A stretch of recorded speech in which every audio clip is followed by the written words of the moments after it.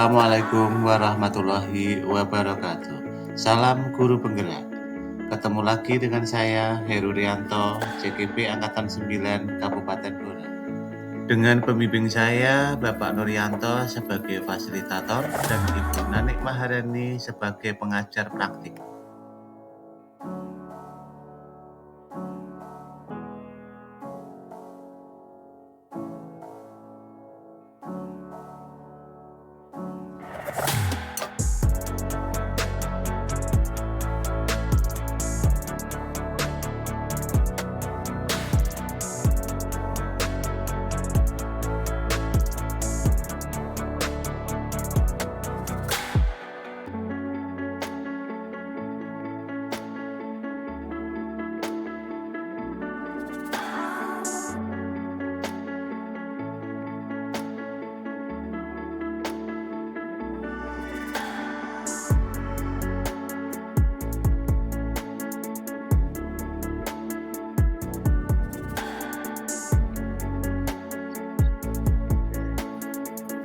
Selamat pagi, Dedi.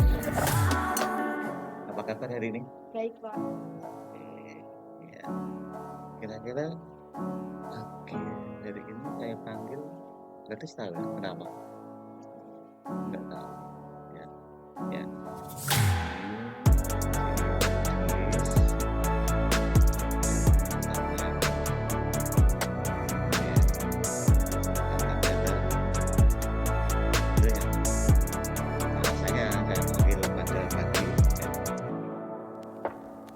Kira-kira datang terlambat itu merupakan suatu kesalahan tidak? Ya, kesalahannya pasti semua orang itu melakukan suatu kesalahan. Termasuk itu baru juga pernah melakukan suatu kesalahan. Pasti karena dia di sini saya tidak mau mencari suatu masalah. Saya ingin mencarikan solusi dari medis supaya tidak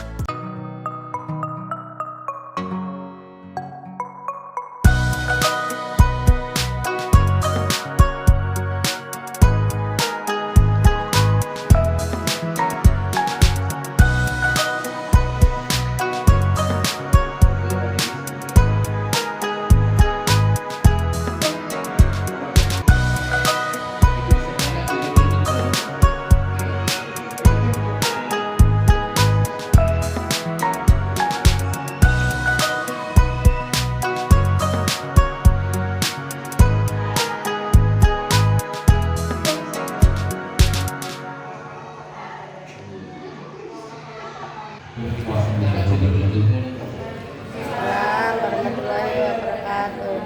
Alhamdulillahirrahmanirrahim.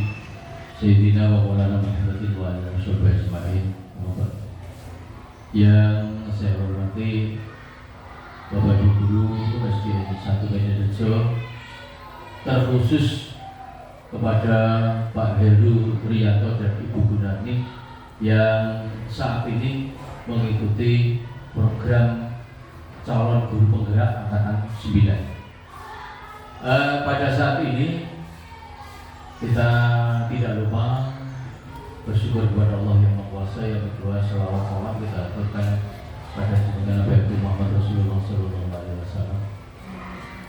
Bapak Ibu yang saya hormati, peserta diseminasi penyebaran apa itu pemahaman dan penerapan pengalaman budaya positif ini diangkat oleh beliau berdua terkait bahwasanya budaya positif yang dimaksud sini adalah budaya positif yang ada di lingkungan sekolah, khususnya lingkungan sekolah SDN 1 Menden Rejo, yang mana budaya positif ini tentu saja yang dimaksudkan adalah termasuk di dalamnya adalah meliputi satu kedisiplinan, karena kita semua adalah aparatur sipil negara dan sebagai guru ini kita harus menerapkan budaya positif disiplin.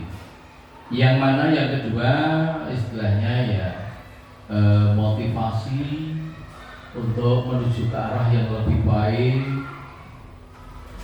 dan budaya-budaya positif yang lain, tertib dalam segala hal, tentu saja nek guru tertib pembuatan perangkat ajar, terus tertib administrasi, dan di sini diangkat oleh beliau berdua agar kita semua bukan mengurui tapi untuk mengingatkan kembali, apa itu merefresh kembali, agar kita sebagai guru ini tidak akan lupa dengan tupoksi kita. Maka dari itu budaya positif yang ada di sini yang sudah berjalan ini seumpama tanamannya dibubuk kembali. Yang mana budaya positif yang kemarin sudah bagus, disiplin, baik waktu, apa itu tentang perangkat pembelajaran dan administrasi yang lain terkait dengan kemajuan SDN 1 Menden Rejo ini sudah bagus, tetapi beliau berdua ini perlu memupuk kembali, merefresh kembali agar kita semuanya tetap mengutamakan tentang hal-hal yang baik untuk ditingkatkan kembali untuk budaya positif. Apalagi saat ini era zamannya sudah seperti ini, era zaman kemajuan. Kadangkala hal yang kurang baik ini bisa masuk, namun demikian ini mari kita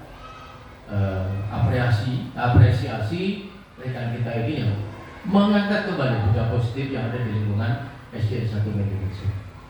Dan saya selaku yang dituakan kepala sekolah di sini memberikan sinyal yang tertinggi untuk beliau berdua untuk mengikuti program guru penggerak agar menjadi suri tauladan dengan rekan-rekannya yang belum. Kepada rekan-rekan yang belum menjadi guru penggerak, jangan putus asa, ikuti apa yang telah dilaksanakan oleh Pak Heru Rianto dan Bu Gunani.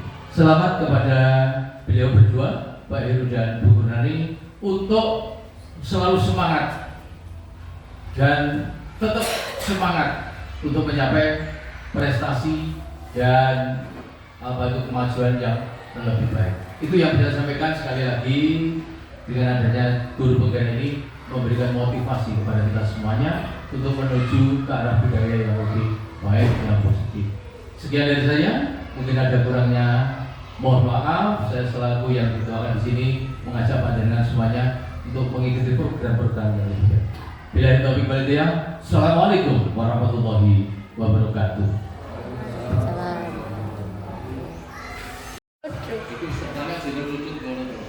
Assalamualaikum warahmatullahi wabarakatuh. Waalaikumsalam warahmatullahi wabarakatuh. Terima kasih Bapak Ibu Guru SDN 1 Menden Rejo atas kedatangannya di undangan kami, yaitu di acara diseminasi untuk hari yang ada kali ini. Untuk yang pertama, untuk materi yang kita sampaikan adalah apa itu kebutuhan dasar manusia. Untuk kebutuhan dasar, kebutuhan kebutuhan dasar manusia itu seluruh tindakan manusia memiliki tujuan tertentu. Semua yang kita lakukan adalah usaha yang terbaik kita untuk mendapatkan apa yang kita inginkan. Ketika kita ingin mendapatkan apa yang kita inginkan, sebetulnya saat itulah kita sedang memenuhi satu atau lebih kebutuhan dasar kita. Itu tentang kebutuhan dasar. Dari kebutuhan dasar, kalau tidak terpenuhi, nanti juga akan menjadi suatu masalah atau problem bagi peserta didik kita. Di sini ada 5 kebutuhan dasar manusia, yaitu berdasarkan William Glasser. Itu ada 5. Yang pertama itu bertahan hidup, yang kedua kebebasan, kemudian yang ketiga kesenangan, kemudian penguasaan, kemudian yang terakhir kasih sayang dan rasa diterima. Bertahan hidup, suatu contohnya peserta didik kita seumpama dari rumah belum sarapan. Ini kalau kita terapkan, kita ajarkan, juga nanti kita akan mengalami kesulitan karena yang dipikirkan bukan suatu pelajarannya, tapi adalah yang dipikirkan adalah perutnya. Ini suatu contoh dari bertahan hidup. Kemudian kebebasan, ada kesenangan dan kebebasan. Kebebasan di sini anak-anak juga harus terpenuhi kebutuhannya. Begitu juga dengan kesenangannya, penguasaannya, rasa kasih sayangnya, itu harus terpenuhi. Kita lanjut Pak. Kebutuhan dasar manusia menurut William Glasser, ini yang pertama tadi bertahan hidup. Ini mencakup dari kebutuhan fisiologi, kemudian ada kesehatan, ada rumah, makanan, dan biologis. Ini yang termasuk atau yang meliputi dari bertahan hidup. Yang kedua, penguasaan, kebutuhan pengakuan atas kemampuan.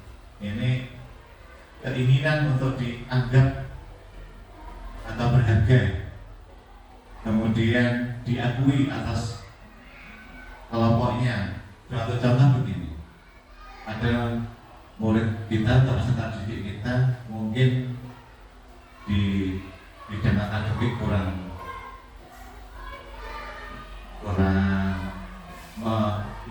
menguasai, tetapi badannya mungkin lebih istilahnya lebih ketat, lebih sehat. Ini juga mungkin perlu diakui atau di kebutuhan pengakuannya perlu, yaitu suatu contoh kita menjadikan pemimpin dalam suatu acara atau pemimpin di dalam kegiatan-kegiatan lainnya. Ini untuk cara memenuhi kebutuhan. Kemudian kesenangan, untuk mencari kesenangan ini juga perlukan atau merupakan suatu kebutuhan.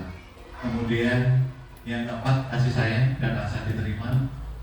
Ini kebutuhan untuk disayangi atau diterima di dalam suatu kelompok. Contohnya mungkin anak-anak kita yang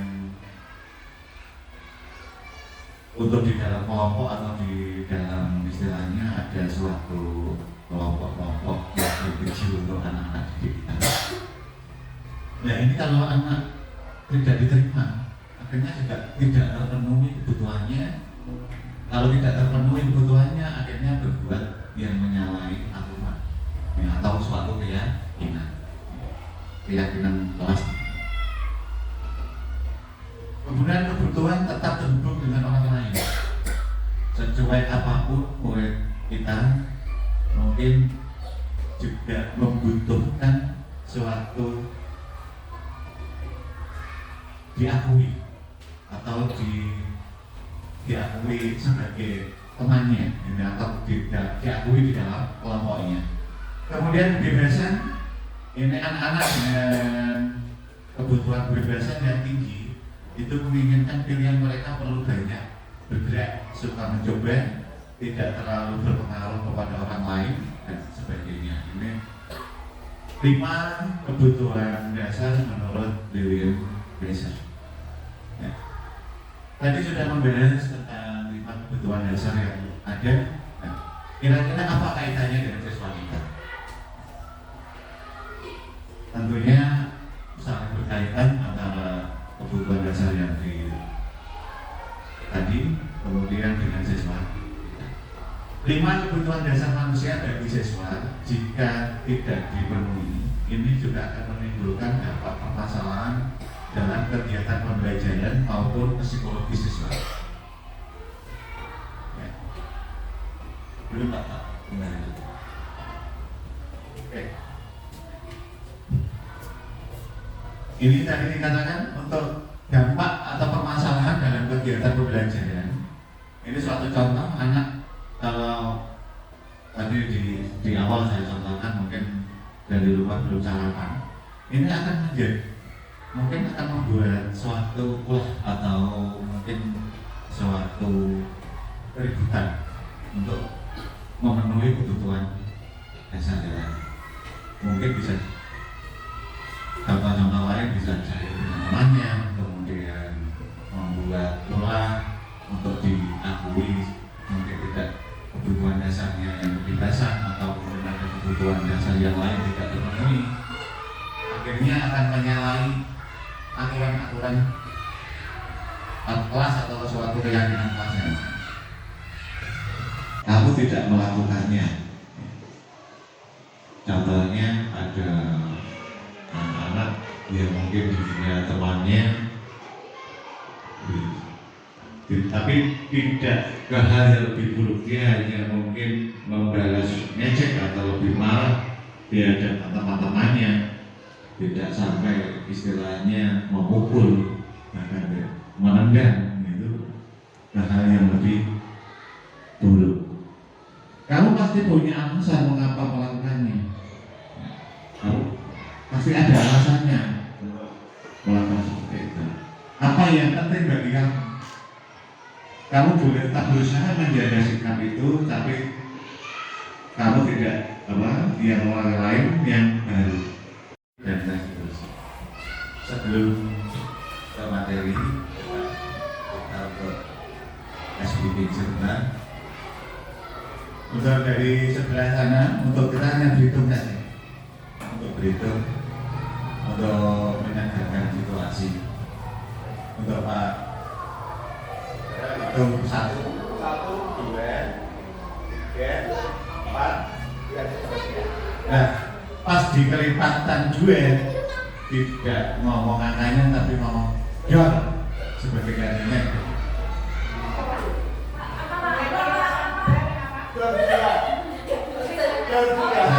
Saya ulangi. Kita jangan dekat seperti biasa. Kita sekian. 1, 2, 3, dan seterusnya. Di kelipatan duet ngomongnya dor dulu ya. Di kelipatan duet. Bisa dimulai. Kita mulai Pak Andri. Ya, Pak Andri. Untuk yang hitungan yang pertama. 1, 3, 5, dan 7.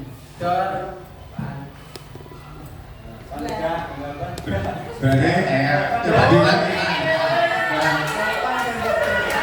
Kurang konsentrasi berarti ya.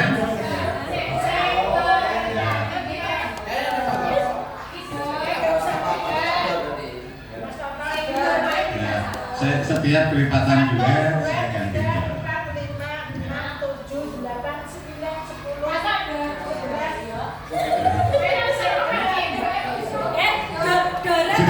Sudah kita mulai kita Pak. Dore pakai ekspresi. Pakai ekspresi. Don. Bagus. Ya. Ya, bisa dimulai. Sekarang gantian. Tadi dari Pak Andre, sekarang dari sini. Coba gugur. Coba. Berhitung mulai. 1, 2, 3, 5, 7, 9, 10.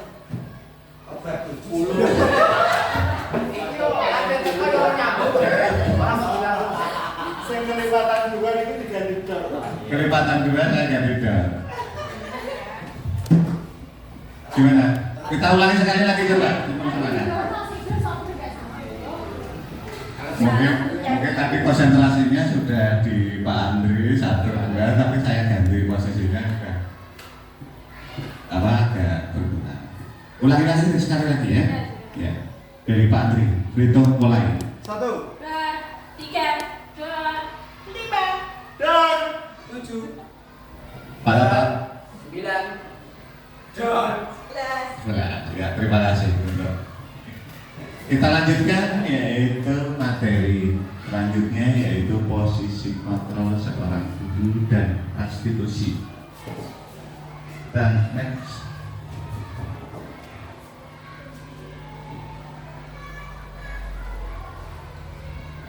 Kita lanjut dulu. Yang ke-37. Nah ini tentang miskonsepsi tentang makna kontrol. William Gleason dalam teorinya yang kemudian dari berkembang yang dinamakan choice theory itu meluruskan beberapa miskonsepsi, yaitu ilusi guru mengontrol murid, kemudian ilusi bahwa kritik dan membuat orang itu merasa bersalah dapat menguatkan karakter, kemudian ilusi bahwa semua penguatan posisi efektif dan bermanfaat, kemudian ada ilusi bahwa orang dewasa memiliki hak untuk memaksa. Ini tentang miskonsepsi dari makna kontrol. Lanjut.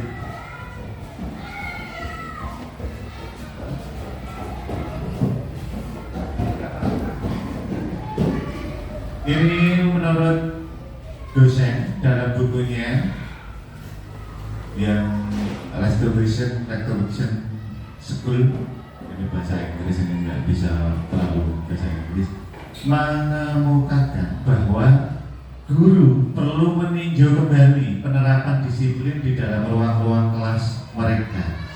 Apakah telah efektif? Apakah berpusat memerdekakan dan memandirikan murid? Bagaimana dan mengapa? Dan melalui serangkaian riset dan berdasarkan pada teori kontrol William Gleason, dosen itu berkesimpulan ada 5 posisi kontrol yang diterapkan seorang guru. Saya kira masih banyak Bapak Ibu guru, mungkin termasuk saya di sini, beralasan dengan mendisiplinkan murid. Ada yang datang terlambat, kita tidak menanyakan sejauh mana, lalu kok terlambat bagaimana.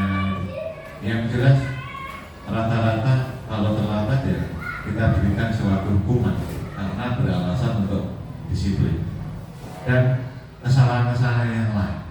Ini menurut dosen ini adalah salah. Yang benar bagaimana, kita lanjutkan ke slide selanjutnya. Di sini ada 5 posisi kontrol. Di sini ada penghukum, pembuat rasa bersalah, teman, pemantau, kemudian manajer. Ini posisi kontrol. Penghukum ini dengan nada suara tinggi biasanya. Kemudian murid mungkin marah, dendam, agresif karena dari bapak ibu gurunya mungkin sudah nada tinggi. Nanti lebih jelasnya kita putarkan videonya seperti ini, tiap posisi kontrol ini. Penghukum ini rata-rata saya sendiri dulunya memakai ini yang penghukum. Di posisi kontrol penghukum, kalau ada anak-anak yang salah melakukan suatu kesalahan, pasti jalannya kena push up, kena lari lapangan, rata-rata seperti itu. Ini di penghukum tanpa mau mendengarkan keluh kesah atau alasan dari murid. Kok sampai telat bagaimana? Kok melakukan suatu kesalahan yang lain mungkin Nukari Baconi tidak mau mendengarkan alasan. Ya sudah, yang penting kamu melakukan suatu kesalahan, silakan lari lapangan. Ini akibatnya mungkin murid itu akan marah, dendam. Ini akan bersifat agresif gitu. Karena tidak mungkin murid itu selalu menunjukkan suatu kemarahannya kepada gurunya, mungkin takut, tapi dia menyimpan rasa dendam. Mungkin saking agresifnya atau saking dendamnya bisa juga dan motor bapak ibu dikempesi karena terlalu menyinggung suatu menyinggung perasaannya murid. Ini selalu menyalahkan orang lain. Biasanya juga seorang guru untuk yang tipe penghukum ini biasanya juga dengan muka yang kelihatan marah, kemudian mata melotot sambil nunjuk-nunjuk gitu. Ini dari sikap penghukum. Kemudian pembuat rasa bersalah. Ini ada suara guru ini agak memelas halus lembut. Ini untuk rasa bersalah, untuk membuat rasa bersalah. Peserta didik atau anak kita buat rasa bersalah. Murid akan merasa bersalah. Kemudian akibatnya murid akan merasa gagal, tidak sanggup membahagiakan orang lain. Di sini. Kemudian menyembunyikan, menyangkal, atau berbohong. Di sini mungkin kelihatannya gurunya lemah lembut, memelas halus, karena hanya bersalah. Kalau udah tahu aturannya, bagaimana bisa tidak? Kelihatannya seperti itu. Tapi akibatnya ini adalah juga tidak baik bagi anak didik. Akibatnya adalah menilai dirinya ini buruk, tidak berharga. Mungkin dia menurut dirinya adalah mengecewakan orang-orang yang disayangi. Ini juga nanti akan menimbulkan suatu efek yang kurang baik buat peserta didik. Ini sebagai teman, guru itu sebagai teman, nada suara akrab, ramah, bercanda, murid akan merasa senang dan akrab dengan guru karena dianggap sebagai temannya. Murid hanya juga mau mendengarkan guru tertentu. Ini akibatnya ya, murid akan tergantung pada guru tersebut. Maksudnya apa, Bapak Ibu? Akibatnya kalau murid merasa sebagai dia nyatakan sebagai teman, ini mungkin akibatnya adalah peserta didik itu terlalu nyaman dengan gurunya, tapi mungkin hanya guru-guru tertentu, berbeda dengan guru yang lain. Dia juga kurang istilahnya kurang mandiri karena merasa terbantu, apa-apa sudah terbantu oleh guru. Tetapi juga mempunyai suatu kelemahan, nanti di akhir di selanjutnya kita lebih jelasnya. Kemudian ada pemantau, ini ada suara data, bahasa tubuh formal, berbicara sesuai dengan catatan atau fakta. Ini pemantau, hanya fungsinya pemantau ya hanya mengawasi.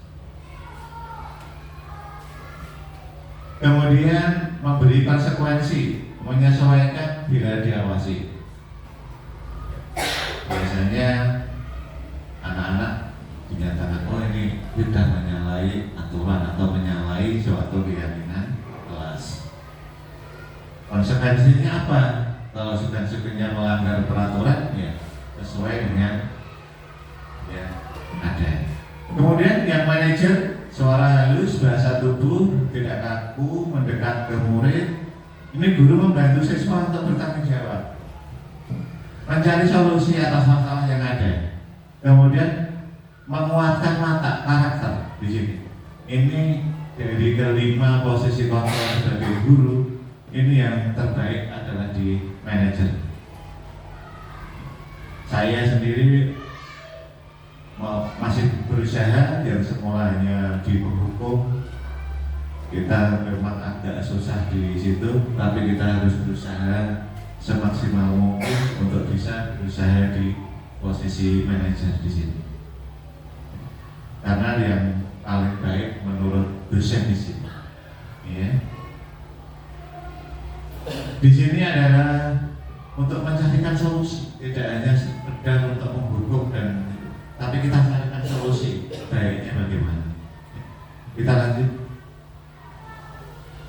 Ini menghukum, tadi sedikit sudah kita bahas di situ. Ini menggunakan hukuman fisik maupun verbal. Hukuman itu ada dua, bisa fisik dan verbal, psikis. Anak-anak mungkin dihina di depan-depan temannya, ini juga termasuk hukuman. Bisa juga hukuman verbal, contohnya tadi ada push up, ada lari keliling lapangan.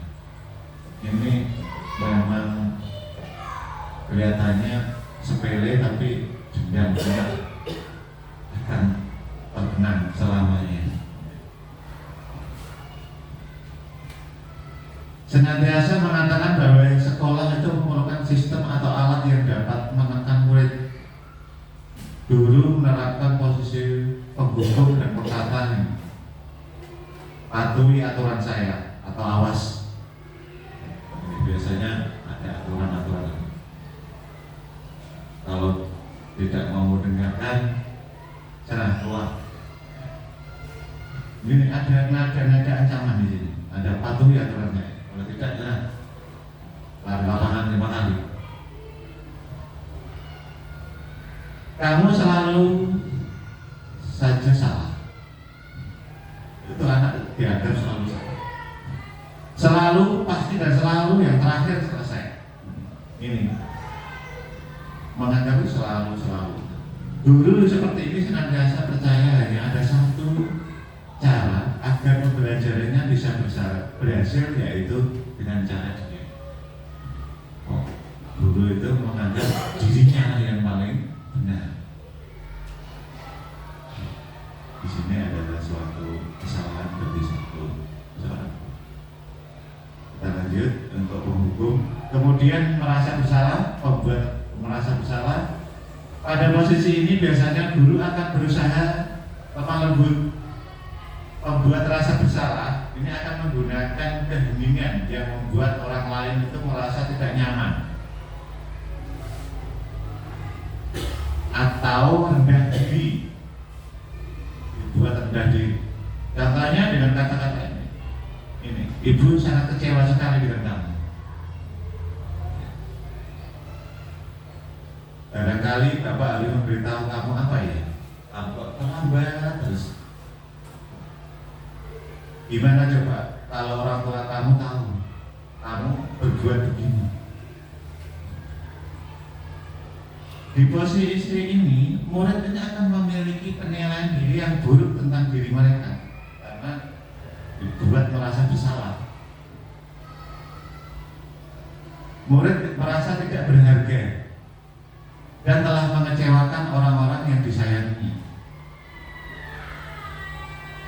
Akhirnya rasa kecewaan itu dipendam, akhirnya bisa berbuat, mungkin bisa menyalakai diri sendiri atau menyalakai orang lain di sini untuk membuat merasa bersalah. Karena mereka menganggap dirinya itu tidak berguna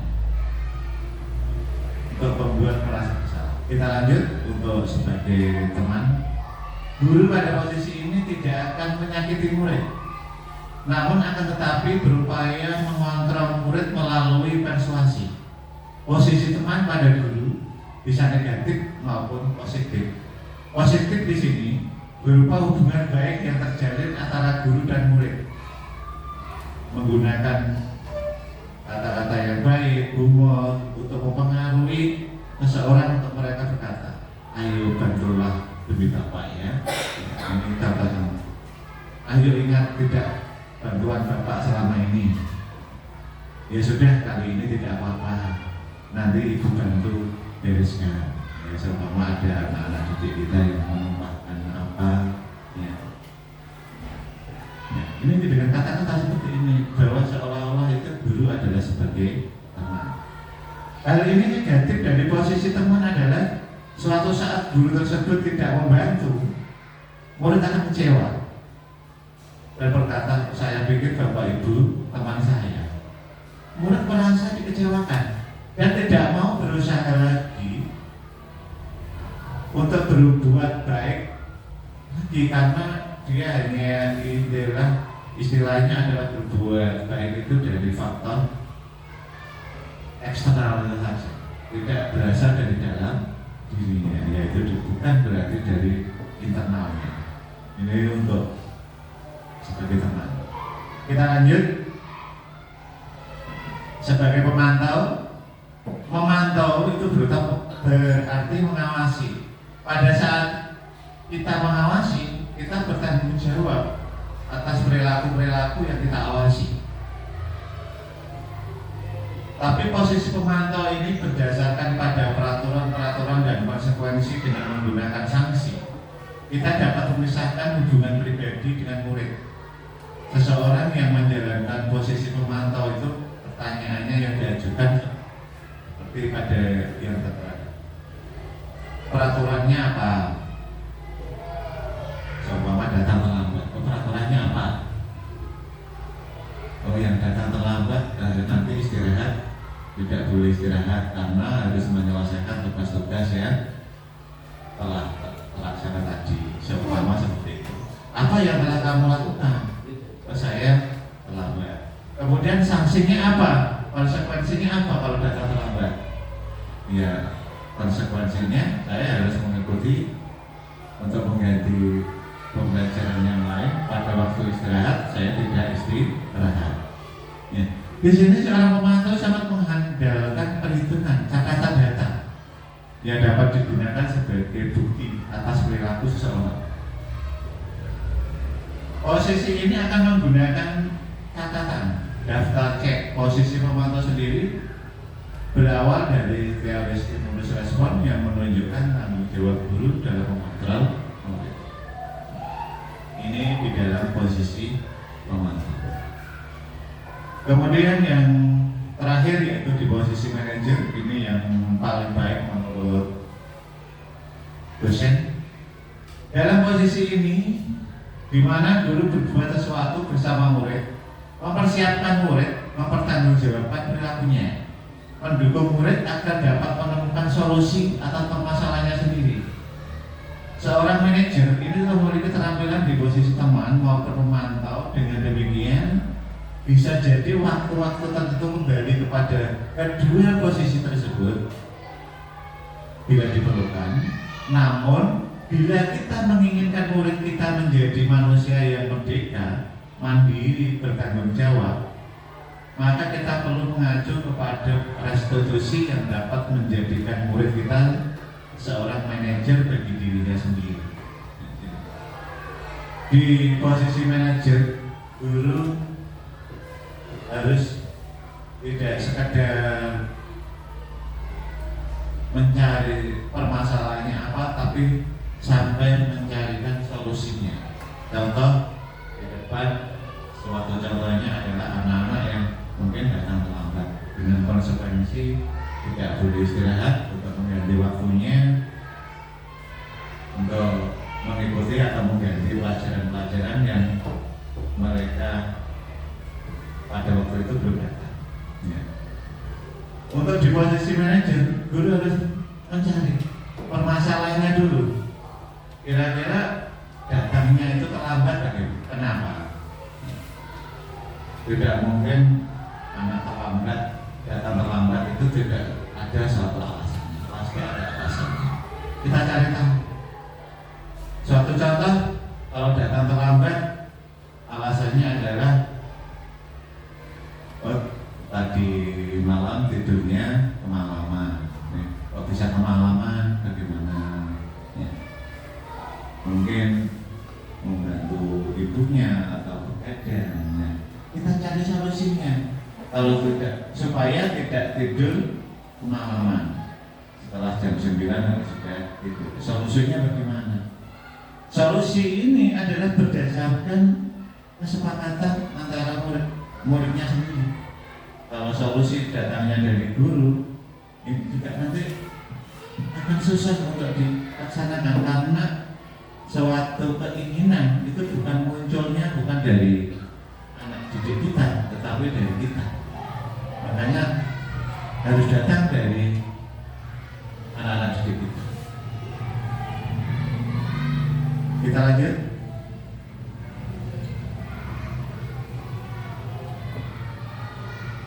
Restitusi di sini adalah proses menciptakan kondisi bagi murid untuk memperbaiki kesalahan mereka sehingga mereka bisa kembali pada kelompok mereka dengan karakter yang lebih kuat.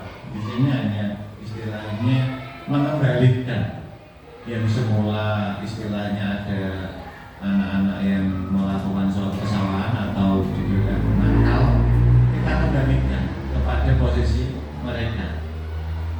Dia nakal mungkin bisa juga karena kebutuhan dasarnya tadi di awal ada 5 kebutuhan dasar belum tercukupi sehingga dia akan membuat suatu kesalahan. Maka seorang guru juga harus memenuhi 5 kebutuhan dasar tadi. Kemudian restitusi itu membantu murid menjadi lebih memiliki tujuan, disiplin positif, dan memulihkan dirinya setelah berbuat salah. Setelah salah kita mulihkan. Kita tadi berbagai kita carikan solusinya untuk kita kembalikan lagi. Penekanannya adalah bukanlah pada bagaimana berperilaku untuk menyenangkan orang lain atau tidak menghindari ketidaknyamanan, namun tujuannya adalah menjadi seorang yang menghargai nilai-nilai kebajikan.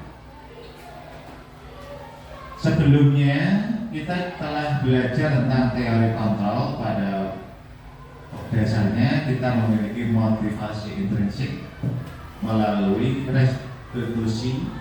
Ketika murid berbuat salah, guru harus akan menanggapi dengan cara yang memungkinkan murid untuk membuat evaluasi internal. Motivasi internal itu motivasi yang berasal dari diri murid, bukan dari gurunya. Itu benar-benar datangnya dari anak-anak didik kita untuk suatu solusi untuk mengatasi suatu permasalahan. Lebih jelasnya kita tayangkan video untuk tadi 5 posisi kontrol tadi ada. Ya, coba kita dengarkan di langsung berikutnya.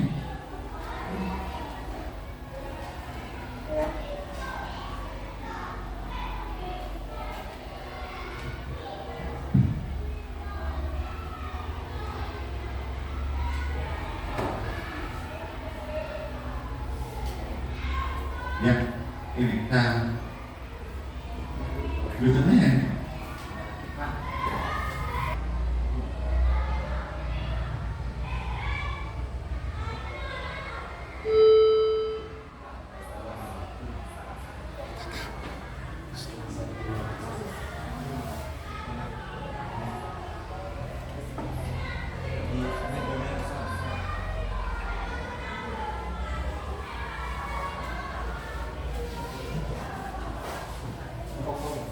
Kita lanjutkan di ini.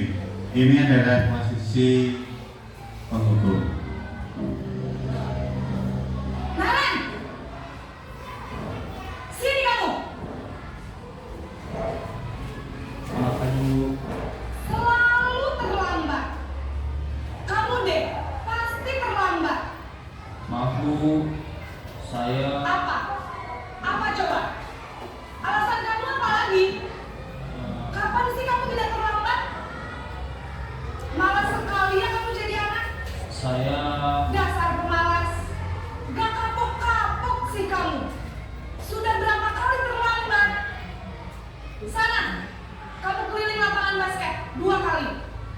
Apa saya harus beli lapangan basket, Bu?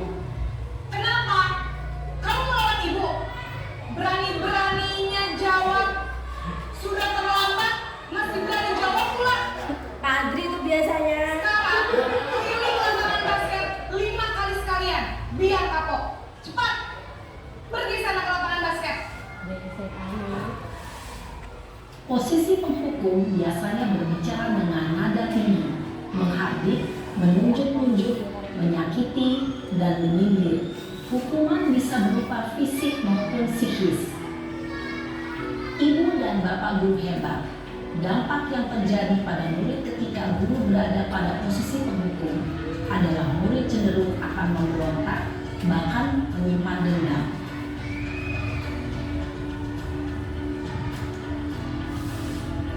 Ini pada posisi membuat merasa bersalah.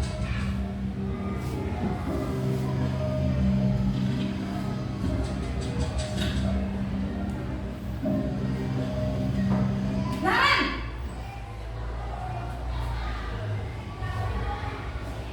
Selamat pagi, Bu. Naren. Kamu kenapa terlambat lagi, nak? Ya Tuhan, Naren. Kamu senang ya bikin ibu susah ya?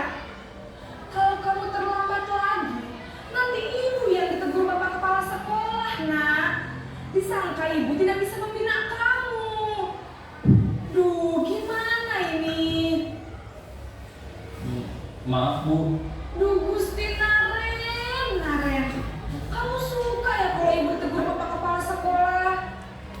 Terus, sekarang ibu harus tulis apa ini di buku absen? Ini kamu sudah sering terlambat loh. Ibu harus apa coba? Maaf, Bu. Maaf sekali. Ya sudah, lain kali jangan bikin ibu susah lagi ya, nak ya. Ibu tidak akan kuat lagi kalau kamu begini terus. Bisa jantungan kalau ibu ditegur bapak kepala sekolah. Sana cepat kelas. Maaf ya, Bu. Maaf sekali. Posisi pembuat rasa bersalah berbicara dengan nada tenang, cenderung lembut. Namun kata-kata yang diutarakan membuat murid merasa menjadi orang yang gagal, memandang buruk dirinya sendiri, merasa tidak berharga, dan tidak sanggup membahagiakan orang lain. Ketika guru mengambil posisi pembuat rasa bersalah, murid akan menganggap dirinya yang bersalah dan ia akan menyimpan emosi negatif tersebut di dalam dirinya. Ini di posisi teman.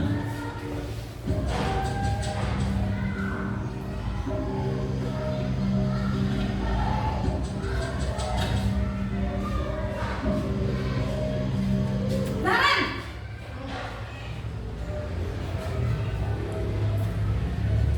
Selamat pagi, Bu. Wah, sudah jam berapa ini, nak? Terlambat lagi ya, sayang. Iya, Bu. Habis ibu saya membangunkan saya, Bu. Bu Titis muridnya. Kamu malah menyalahkan ibu kamu. Kamu bukannya anak yang larinya paling kencang. Kok terlambat sih? Iya, Bu. Saya memang terlambat bangun tadi. Jadi biar bisa kencang, tetap gak kekenjar, Bu. Ya sudah sana. Nanti lain kali larinya lebih kencang lagi ya. Biar gak terlambat lagi. Bikin seneng ibu. Demi ibu. Bisa kan? Bisa, Bu. Ya sudah sana masuk kelas. Ibu beresin urusan absen kamu. Kamu ini ada-ada saja. Dalam posisi teman, guru berbicara dengan nada suara ramah, akrab, cenderung bersenda gurau untuk menjaga suasana tetap santai. Murid akan merasa senang, aman, dan akrab dengan guru. Identitas yang tercipta adalah identitas sukses atau berhasil. Namun, perlu diingat, karena ini masih dorongan eksternal, maka ada faktor ketergantungan dari murid kepada orang tertentu. Di sini guru aksennya, sehingga di lain waktu murid bisa berperilaku baik, namun hanya kepada orang-orang tertentu saja.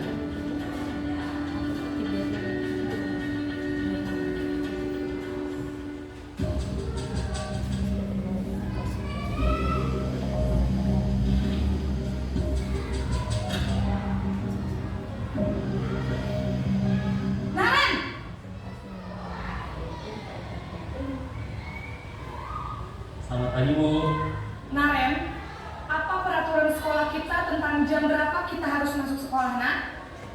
Kita harus di sekolah jam 7, Bu. Iya betul, sekarang sudah jam 7.20. Naren sudah tahu konsekuensinya jika terlambat hadir. Paham, Bu. Saya harus tinggal kelas pas jam istirahat selama 20 menit. Iya benar, konsekuensinya demikian. Jadi nanti jam 9.30 pas istirahat, kamu harus tinggal di kelas, kerjakan tugas tambahan untuk ketertinggalan kamu, ya? Baik, Bu. Posisi pemantau mengandalkan penghitungan atau data untuk mengontrol murid. Guru mengarahkan murid berdasarkan peraturan dan konsekuensi. Seorang pemantau menunjukkan bahasa tubuh dan ekspresi wajah yang datar dan cenderung formal.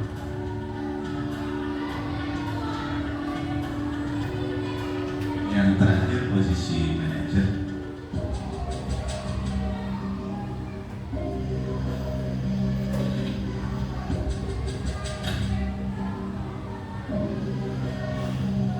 Naren!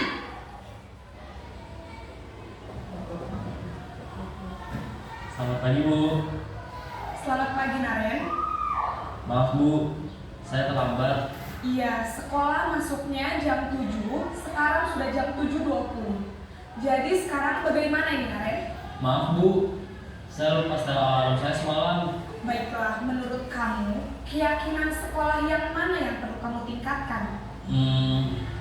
Menghargai diri sendiri dan orang lain mungkin ya, Bu. Setuju. Jadi, apakah Naren meyakini prinsip saling menghormati tersebut? Iya, Bu. Saya meyakininya. Apakah Naren bersedia memperbaiki masalah keterlambatan ini? Bersedia, Bu. Bagaimana kamu akan perbaiki masalah keterlambatan ini? Saya akan coba untuk tidak lupa menyetel alarm saya, Bu. Baik, kalau Naren lupa menyetel alarm di rumah, ada orang yang kira-kira bisa bantu mengingatkan tidak? Ada, Bu. Kakak saya, Kak Emma. Ada lagi selain Kak Emma? Selain Kak Emma, ada ibu saya. Baik, jadi yang mengingatkan Naren adalah Kak Emma dan ibu kamu ya? Kira-kira akan mulai setel alarm kapan nih, Naren? Setelah pulang sekolah, akan segera saya lakukan.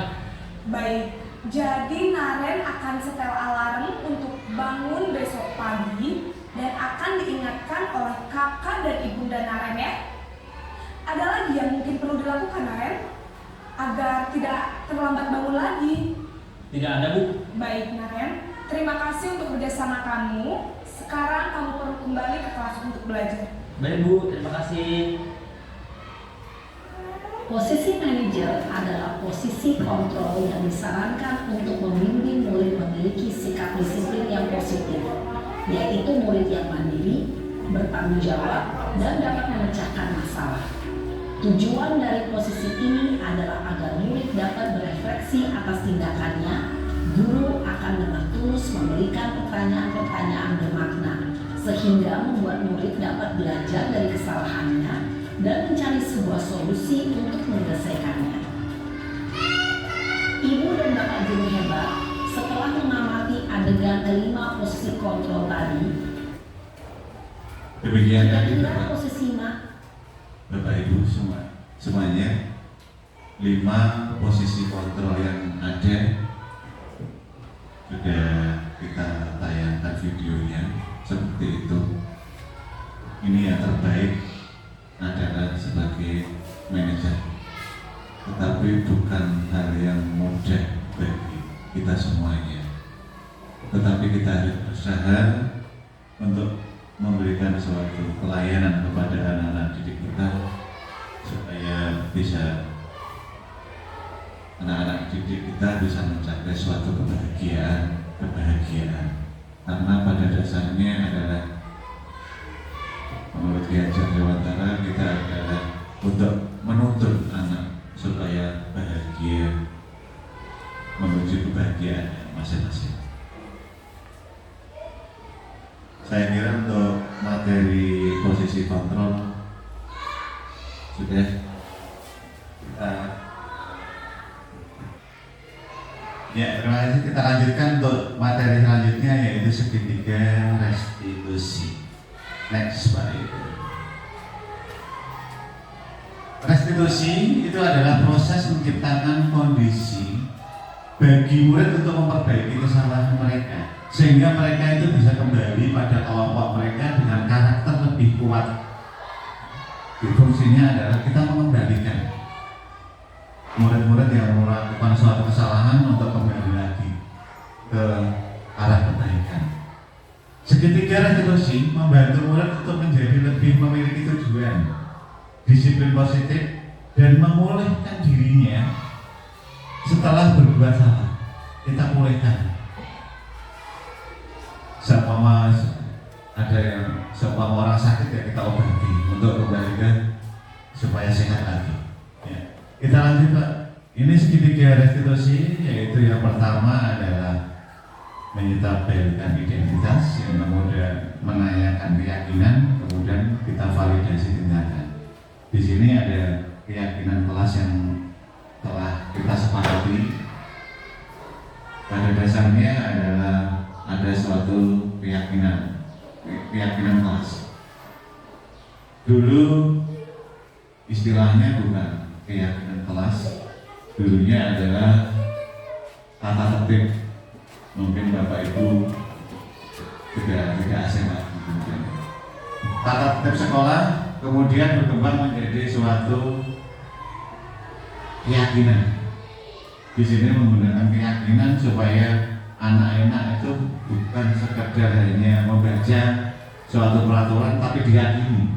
Kalau sudah diyakini itu sudah berasal dari hati. Berarti kalau sudah benar-benar yakin itu anak-anak akan benar melaksanakan keyakinannya. Tidak hanya sekedar peraturan kelas yang hanya ditempel di diri. Kemudian kamu ingin menjadi orang seperti apa? Nah, di sini juga untuk menyetabilkan. Kemudian kamu buat satu-satunya yang pernah melakukan ini. Kita stabilkan dulu. Kalau ada suatu kesalahan, tadi ada sedikit dan ditayangkan 5 posisi kontrol lewat video yang ada. Nah, ini untuk restitusi, untuk membuat ke arah yang lebih baik yang sudah melakukan suatu kesalahan. Pertama, distabilkan identitasnya, kemudian menanyakan keyakinan. Setelah orang pasti pernah melakukan suatu kesalahan, tadi di video ada nggak tadi? Kita tanyakan, kita nyatakan bahwa semua orang itu pasti pernah melakukan suatu kesalahan, termasuk Bapak Ibu guru. Juga saya sendiri juga pernah melakukan suatu kesalahan. Kemudian adakah cara yang lebih efektif untuk mendapatkan apa yang kamu butuhkan? Kemudian kamu tentunya punya alasan untuk menjaga melakukan itu. Itu untuk langkah selanjutnya, yaitu menyetabilkan identitas. Kita lanjut, Pak Yuni. Menyetabilkan identitas, dulu berkata ini, berbuat salah itu hal yang manusiawi. Tidak ada manusia yang sempurna. Bapak Ibu juga pernah berbuat salah. Pasti semua manusia itu pernah melakukan suatu kesalahan. Kita pasti bisa menyelesaikan masalah ini. Bapak Ibu tidak tertarik untuk mencari tahu siapa yang benar, siapa yang salah. Tapi Bapak Ibu lebih tertarik untuk menyelesaikan masalah. Kalau kamu menyalahkan dirimu sendiri terus menerus, apa kamu bersikap baik pada diri? Ini intinya adalah untuk menstabilkan identitas anak. Kita stabilkan dulu. Kalau anak ada yang berbuat menyimpang dari suatu keyakinan, caranya dengan seperti ini. Kita lanjutkan untuk yang kedua, yaitu validasi kebutuhan. Caranya, guru berkata, kamu bisa saja melakukan hal yang lebih buruk, tapi kamu tidak melakukannya. Contohnya ada anak-anak yang mungkin dirinya temannya, tapi tidak hal yang lebih buruk, dia hanya mungkin membalas ngecek atau lebih marah di hadapan teman-temannya, tidak sampai istilahnya memukul, bahkan menendang, itu hal yang lebih buruk. Kamu pasti punya alasan mengapa melakukannya. Kamu pasti ada alasannya untuk melakukan seperti itu. Apa yang penting bagi kamu? Kamu boleh tetap berusaha menjaga sikap itu, tapi kamu tidak yang orang lain yang baru. Maukah kamu belajar cara lain untuk mendapat yang kamu butuhkan tanpa harus memukul? Tadi sini untuk mendapatkan yang kamu butuhkan tanpa harus memukul. Apakah kamu bisa melakukan dengan lebih baik besok lagi? Ini suatu pertanyaan atau perkataan guru untuk memvalidasi suatu buah. Kita lanjutkan. Untuk menanyakan keyakinan, apa nilai yang kita percaya di kelas? Seperti di akhir tadi di posisi control manager, anak yang datang terlambat ditanyakan kenapa datang terlambat, lupa menyatakan ini. Kemudian nilai universal apa yang dilanggar? Di video tadi ada dia melanggar suatu kesalahan, yaitu menghormati diri sendiri dan menghormati orang lain. Itu suatu kesalahan yang dilakukan. Kemudian kelas yang ideal itu seperti apa? Kamu ingin jadi anak seperti apa? Ini adalah suatu perkataan untuk menanyakan suatu keyakinan. Apa kamu rasakan ketika kamu melakukan itu? Kamu menjadi orang yang seperti apa? Ini adalah contoh-contoh cara menanyakan keyakinan. Ini untuk segitiga restitusi. Mungkin Bapak Ibu ada suatu pertanyaan atau suatu saran mungkin bagi saya, atau kita sharing saja.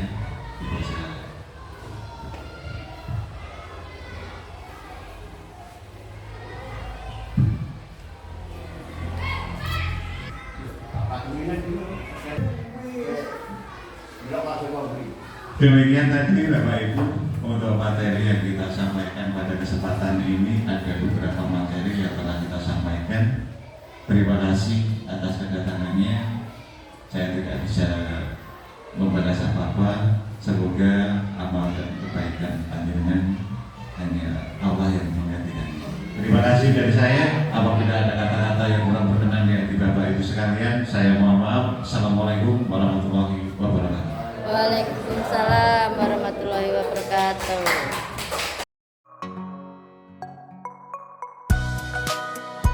Assalamualaikum warahmatullahi wabarakatuh. Nama saya Yusinta Kartika Sindi, SPDSD dari SDN 1 Mendenrejo. Saya ingin berpendapat bahwa diseminasi budaya positif yang disampaikan oleh Bapak Heru Rianto sudah sangat bagus dan bermanfaat bagi kita sebagai pendidik dan membawa perubahan positif bagi kita semua. Wassalamualaikum warahmatullahi wabarakatuh. Assalamualaikum warahmatullahi wabarakatuh. Perkenalkan, nama saya Titis Widayati, SPDSD, guru kelas 2 SDN 1 Mendenrejo. Pada kesempatan ini saya akan memberikan testimoni tentang keyakinan kelas dalam budaya positif. Keyakinan kelas sangat penting sekali sebelum proses belajar mengajar dilakukan. Tujuannya agar tercipta kenyamanan peserta didik melalui penerapan budaya positif. Dengan membuat keyakinan kelas dapat membantu proses pembentukan karakter peserta didik sehingga peserta didik dapat mempunyai kecerdasan yang kuat dalam kesadaran dan kebiasaan positif yang dilakukan. Dengan membuat keyakinan kelas dan sosialisasi yang sudah diterapkan oleh Bapak Herurianto SPD sebagai calon guru penggerak yang telah menggerakkan ekosistem positif di sekolah, khususnya di SDN 1 Menenrejo, dapat menumbuhkan kesadaran peserta didik dalam kebiasaan-kebiasaan positif dan terciptanya budaya positif, sehingga peserta didik merasa nyaman tanpa adanya hukuman yang menyakitkan. Saya berharap semoga budaya positif berjalan dengan efektif dan dapat menumbuhkan kesadaran terhadap diri anak. Cukup sekian testimoni dari saya. Wassalamualaikum warahmatullahi wabarakatuh.